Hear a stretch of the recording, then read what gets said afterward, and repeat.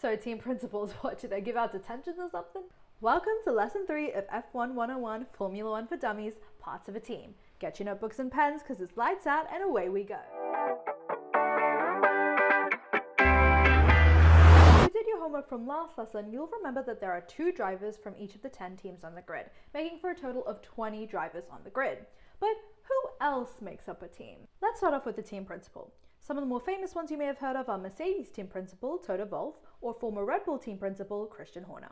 Team principals come from varying backgrounds all to do with racing, such as engineering, finance, strategy, and even being former motorsport athletes themselves. Their job involves making key financial decisions, addressing the media, negotiating with other teams. You've got a problem, change your fucking car. You change your car because Checo has been saying the car's fucked. No, you haven't. Speak to my drivers. Checo has been on the record using it. I have it printed out. And just generally being responsible for their team. Another important role is the technical director. According to James Allison, technical director of Mercedes, their job is making sure that the car is legal, safe, fast, and reliable. They oversee the car and manage the acquisition of any technical resources. Race engineers are also extremely important to the drivers. Each driver gets their own race engineer who's responsible for various tasks such as car setup decisions, data analysis, and most importantly, choosing when and what to communicate to drivers in a high-pressure racing moment.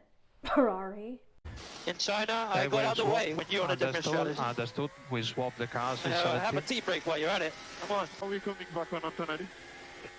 We are, but quite slowly. How much faster could you go in free air?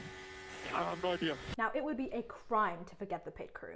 While Guido single-handedly fixed Lightning McQueen in mere milliseconds, it turns out in Formula 1, humans aren't as advanced as futuristic humanoid cars. And it really does take a village to make pit stops as short as 2 seconds. First up, we have the front jack.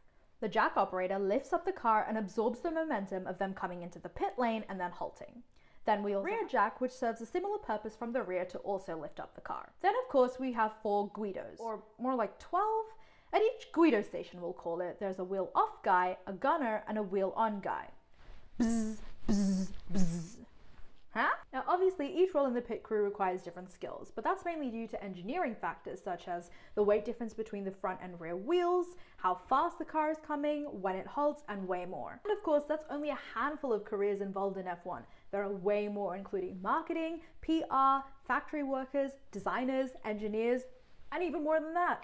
And with the checkered flag, our lesson comes to an end. I've been your professor, and thank you for coming to F1 University.